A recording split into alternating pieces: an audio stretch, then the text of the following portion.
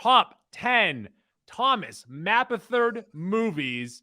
And I'll tell you right now, although I did try and squeeze in, more roles where he shows a little more range, action's really where it's at. Yeah, he of course we're talking about Tom Cruise. Tommy Maps. If you didn't know who Goo was Yeah. referring to there, top 10 Tom Cruise movies. It's interesting to compare his career to two of his contemporaries, Denzel Washington and Tom Hanks, and how all three have sort of, how all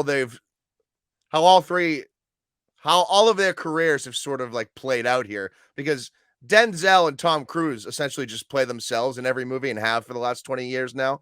But Tom Hanks is like still doing character acting. You know what I mean? He's gotten worse at it somehow. He's not as good as he was. And interestingly enough too, Tom Cruise only has 47 acting credits on IMDb. Now that might sound for a lot, but someone that's been doing it for 40 years, it's really not that much.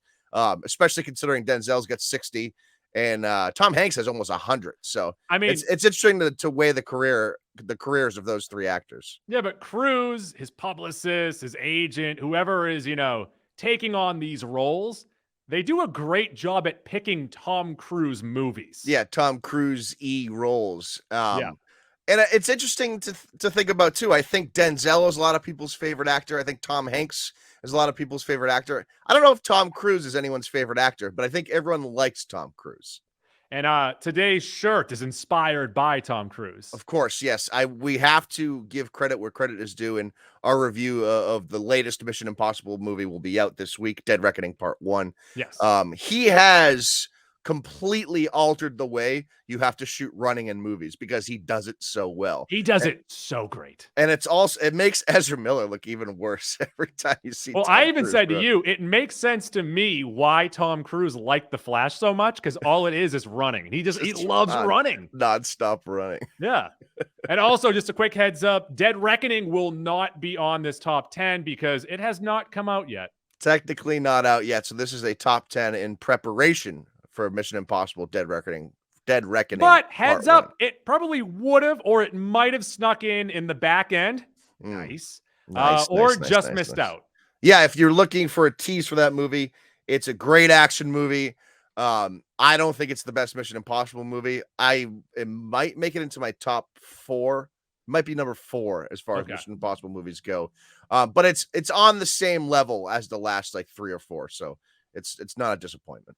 So without further ado, go Power Rankings. These are Mac and Goo's Power Rankings. That was the song. Nice. So Mac sent me a list of 15. I had a list of 15. I put those together and compiled and made this top 10. At number 10 is a cameo. Ooh. And that is from 2008, Tropic Thunder. Yeah, I had a hard time placing this one on the list. Because it probably deserves to be higher based on how much we like this movie, but it's not a Tom Cruise movie, really. No, but it's so against what he is. Right. And he might be having the most fun in this role than any other role. Yeah, no, I think that's 1,000% true. So the 9, I actually ranked this 10th on my list. Yes. The 9, same here, by the way. Same here. The 9 I have ahead of it are like total Tom Cruise movies to 1,000%. So I just had a hard time pushing this above that. But I actually really like that Tropic Thunder comes in at number 10. So also, he had a great cameo in Goldmember. Let us not forget that. He played Austin Power in the movie version in the movie. And then also, he needs more credit for this, is that Ben Stiller famously does a Tom Cruise impression. Tom Cruise did not hold this against the Ben Stiller directed movie, and he still made this movie. Yeah, no, Tom Cruise is phenomenal in this movie, and it's totally unexpected, and was totally unexpected at the time as well. It's interesting to think, too, like, talking at the beginning about how his career has played out. He didn't really, I think he was in a few movies in the early 80s, but didn't really pop until Risky Business, which was 83. And then Top Gun sort of turned him into Tom Cruise. That was 86. But we don't get to see many of these roles from Tom Cruise, or really anything where he's like being zany or not playing Have him be in a comedy. Just do a comedy. Yeah, I would like to see Tom Cruise in another comedy someday. All right, Mac, at number 8, because we have a tie at 8 with 2. And the keep great this 8. in mind, Mac, I might have, when we first made the list, we might have had a 4-way tie for 6, and I said, that's ridiculous. Let me fix some things around because come on. It's a dope 6-pack. No, that is just a ridiculous thing of there were so many ties. I'm like, because we essentially had the same 10 movies just jumbled around. Okay, gotcha. So at number 8 is Edge of Tomorrow, or as you might know it, Live, Die, Repeat. I had it at 5. You had it at 11, a 91% on Rotten Tomatoes. Yeah, this movie surprised a lot of people. This, of course, is the Emily Blunt, Tom Cruise Groundhog Day scenario, essentially. I love groundhogs. I really like the movie. I had 11th on my list. Yeah. I just feel like I don't love it, and a lot of people love this movie. This is such a rad action sci-fi movie. Emily Blunt makes this movie, though. Tom Cruise is great. Tom Cruise. Okay, look. So and it's not Tom actually Cruise's a typical Tom Cruise action role characters are all fairly similar. It's just the degree of tech that he's working with. Well, he's a little more weaselly in this movie, and you don't really see that out of him in other movies. So I will give him credit for that. Do you prefer him to be weaselly or assholey? No, I like assholey Tom Cruise. I like assholey over weaselly too. That's a good point. For sure. I think maybe why I bumped this down when I'm looking at Tom Cruise movies is because I do feel like Emily Blunt makes this movie. All right. Also tied with this at number 8 is more of an assholey Tom Cruise, and that is Rain Man, an 89 on Rotten Tomatoes. Yeah, I had this at 5, so that means you had it at 11, right? Does that make sense? I believe you had it at 7. I had it at 9. No, I had it at 5. Oh, then bump it up, I guess. Whoops. Oh, well. Yeah, this is one of the first Tom Cruise movies I actually watched, because obviously this is a classically great movie. I think Dustin Hoffman won Best Actor for this movie. So this is one of those movies they show you in school sometimes early on, that type of sort of thing. And this is I've loved this movie for as long as I can remember. Now, again, I guess you can use my own argument against me. Dustin Hoffman makes this movie. But Tom Cruise is the perfect foil. This also shows off Cruise being amazing in that leading role, but supporting the other actor, because this isn't the only movie where the other actor in the movie got either an Academy Award or a nomination. Yeah, maybe the Dustin Hoffman maybe won Best Supporting. I don't know who would have got the lead in this, right? I believe that the self-centered asshole Tom Cruise, also a little bit of heart. I think this is really where he shines, because both sides of being likable, but also hateable. No, 100%. And it's eerily similar to the way we perceive him in real life, how he's likable, but a total asshole. Like that's what he comes off as. But Rain Man is a great movie. I don't know anyone that would watch Rain Man and not like it. So that might be number 5. It depends on how you want to look at the list, because I did the math wrong. Classic. Mac, tied at number 6. We have Collateral, that I had at 8, you had at number 7, and Jerry Maguire, that I had at 7, and you had at number 8. Oh, how about that? That's a nice little grouping right there. Yeah. Let's talk about Collateral first. Collateral villainous Tom Cruise. Yes. I think Collateral it was the biggest surprise for me out of all Tom Cruise movies when I watched it, because I didn't expect it to be as good as it is. And of course, Jamie Foxx is great too. But Tom Cruise in that villainous. No, Tom Cruise in this movie. Ooh. Him in this villainous, super high asshole role. Yeah. He's actually downright scary in this movie. He's truly intimidating.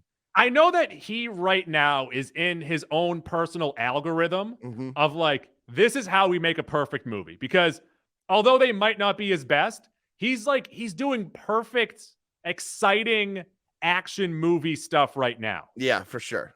I would love him to take another swing at something like this. The aura, the glow around this character in this movie is just so fucking good. That movie is great, really underrated. And then also at 6 or at 7, I don't know how you want to look at our ratings now are out the window. These are 10 Tom Cruise movies that we like.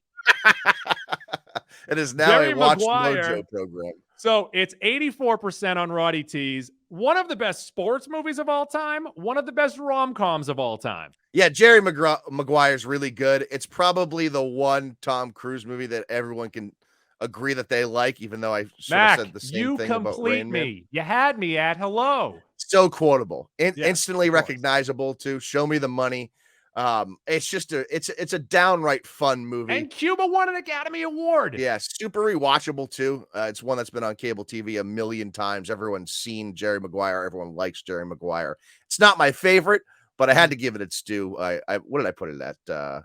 You had it at 8. I had it at 8. Yeah, which sounds about right. Yes. At number 5 on the list, each of us had it at 4. Really, it's not the most unique because he does a lot of action sci-fi, but the concept of this movie is so fucking dope. And that is Minority Report. I fucking love this movie. Yes. I'm so glad that you like it as much as I do, because I recognize that I'm definitely higher on this than most people. And maybe I'm lower on Edge of Tomorrow to compare those two. Minority Part, by the way, Colin Farrell is also amazing. Amazing cast, and it's Steven Spielberg. Yeah, it's just the premise is great with the precogs and arresting people before they commit crimes, and then somehow and then he's so into it, and it's like, oh wait, no, right. He's so and deep then he has to run. It's so good. It's so good. And this was sort of, I think this and Mission Impossible 3 might have come out in the same year, or within like 6 months of each other, something like that. So this was when I really grew to like actually love Tom Cruise, was this and Mission Impossible 3.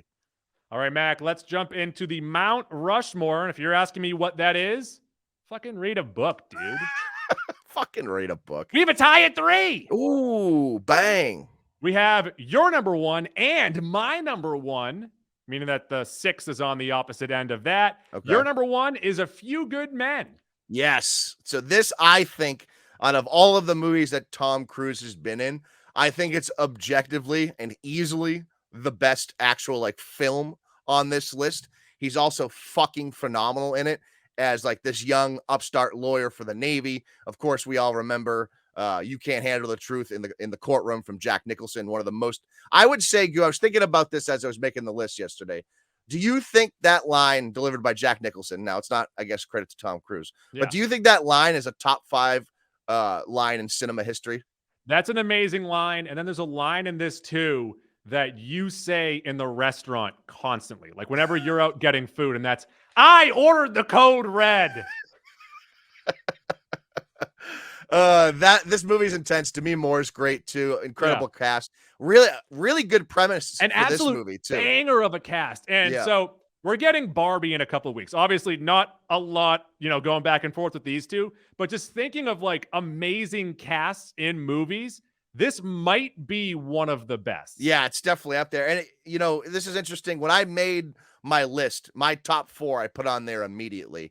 And then I was kind of playing with the idea of what was going to be my number 1. And I think because the other ones are more action heavy, and even though that is more of a Tom Cruise thing. I was also holding some of that against the other movies too, because like he has so many great action movies. And like I said earlier, it's just like the degrees of how much tech he has in it, how much he leans into being an asshole a little bit more, like you said, weaselly. So there's a lot of really good action movies here. Yeah, and I think that's why I ended up with A Few Good Men as my number 1 Tom Cruise A Few movie. Good Men, Collateral, Jerry Maguire, Rain Man. I think they all got bumped a little bit because of it. I agree with you, because they're not like most other Tom Cruise movies. And then my number 1, you had it at 6, is Top Gun Maverick. And I think I have it at number 1 because I think Cruise had the most to do with this movie and its success.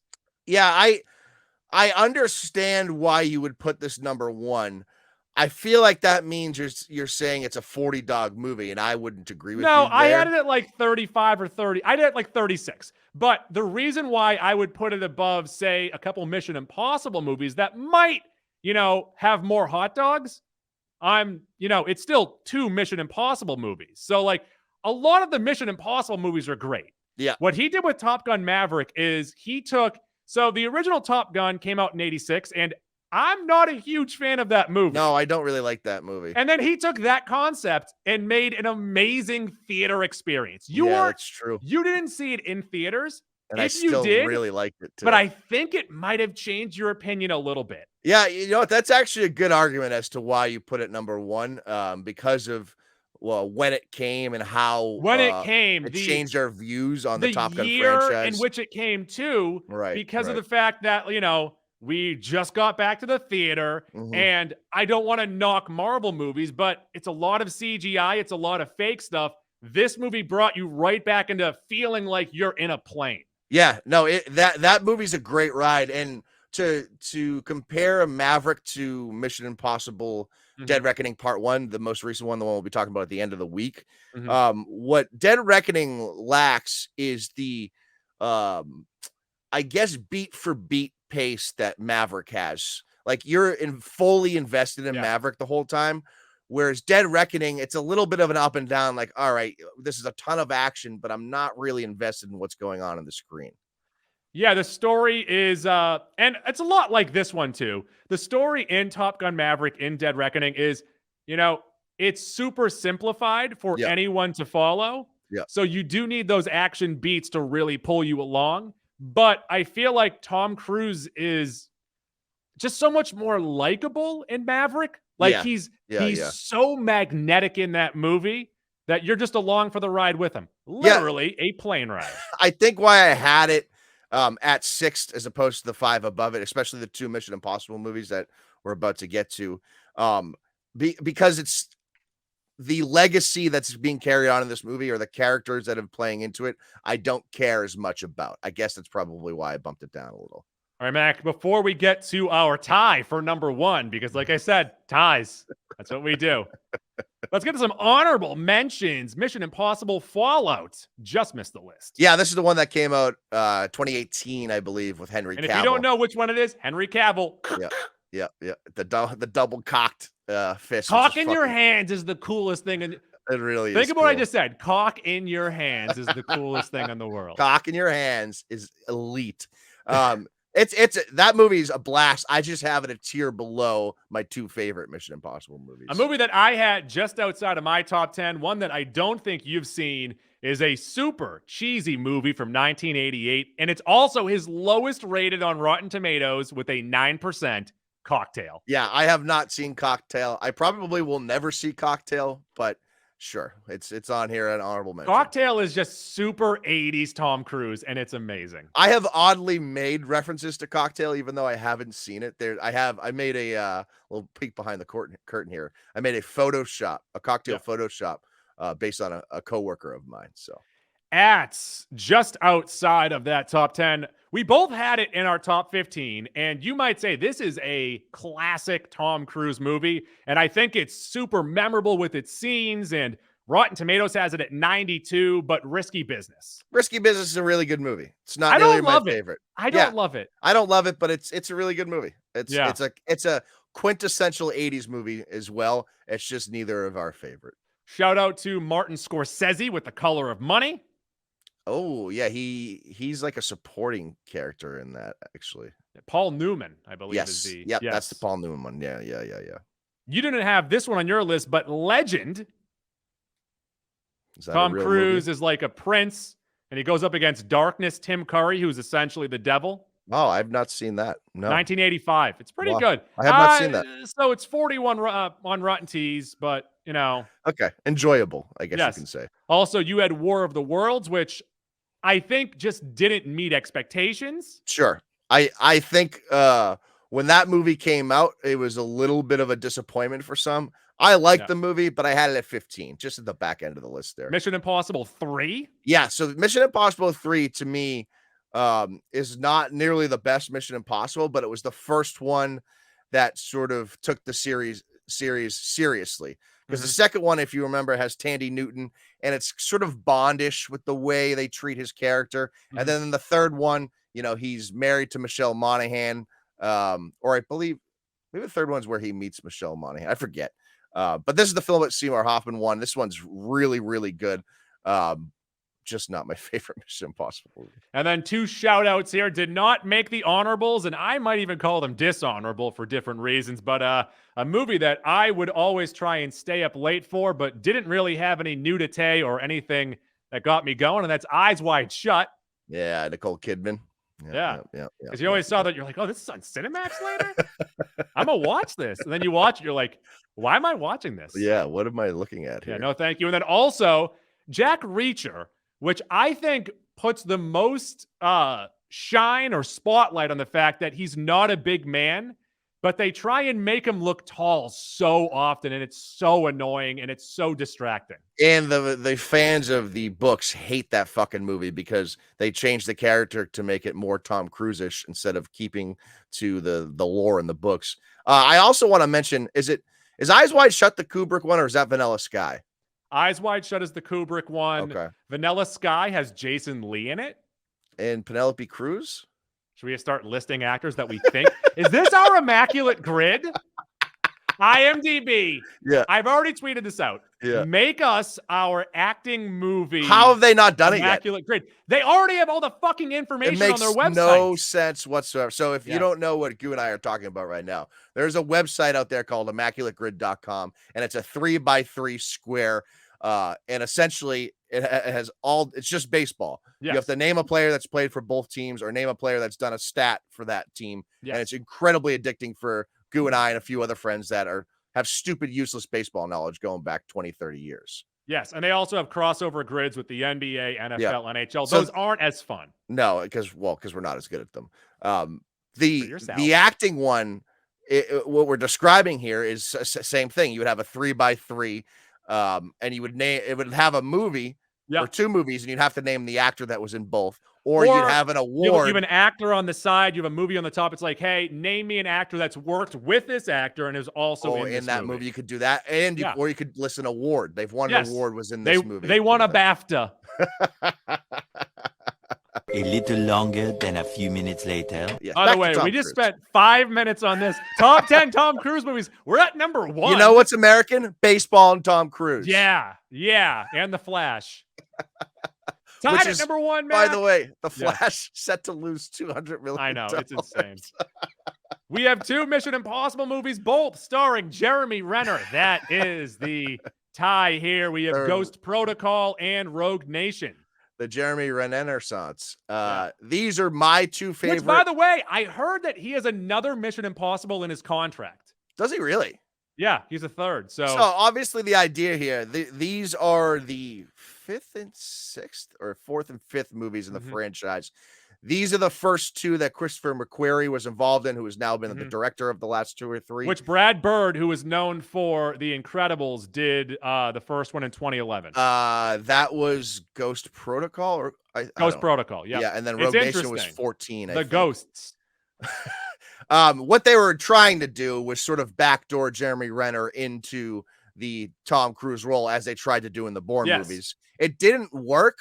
But Jeremy Renner is fucking phenomenal in these 2 movies. And Cruise has also said since the press for this movie that he wants to do these until he's 80. He said, I want to die.